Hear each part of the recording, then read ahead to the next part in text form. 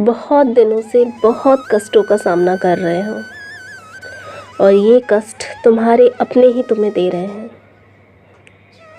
इन कष्टों से तुम बहुत पीड़ित हो और यह पीड़ा तुम्हारी समाप्त नहीं हो रही है।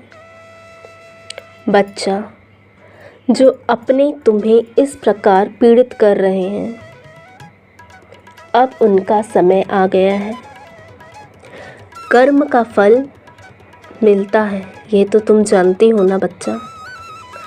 अब उन्हें उनके कर्मों का फल मिलने वाला है। जो जो उन्होंने तुम्हें कष्ट दिए हैं, तकलीफ़ दिए हैं, तुम्हारे बाबा उन्हें उनका फल देंगे। तुम चिंता मत करना, तुम्हारा बाबा तुम्हारा संरक्षक है। बच्चा, देर इसलिए हो रही थी क्योंकि परीक्षा मैं तुम्हारी ले रहा था। तुम जानती हो ना, तुम्हारे बाबा को अपने भक्तों की परीक्षा भी लेनी होती है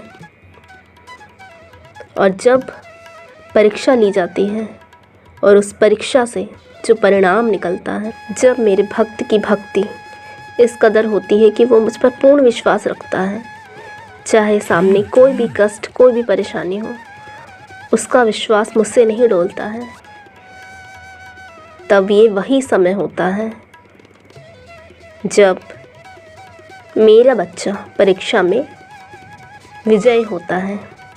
बच्चा, तुम भी विजय हो क्योंकि तुमने जब कष्ट का सामना कर रहे थे, तुम्हारे अपनों के द्वारा जब तुम्हें पीड़ा पहुंचाई जा रही थी, मानसिक पीड़ा, शारीरिक पीड़ा, लेकिन तुमने पलटवार नहीं किया।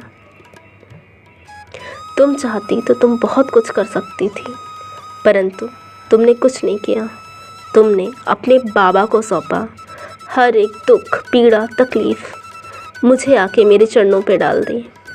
मेरे समक्ष बैठकर मुझसे कहती रही, बाबा अब ये मुझसे पीड़ा सहन नहीं होती।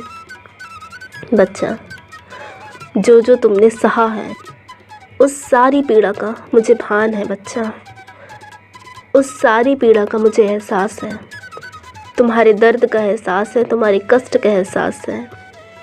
अब समय आ गया है, समय तुम्हारे साथ है बच्चा, और उन लोगों के विपरीत है। जब समय का पहिया घूमता है, तब लोगों को उसकी सही जगह दिखा ही देता है। तुम चिंता मत करना, अब तो तुम्हारी विजय होने वाली है। मैं साथ हूँ, तुम अकेली नहीं हो, ये सदैव याद रखना। खुश रहो, मेरा आशीर्वाद तुम्हारे साथ है।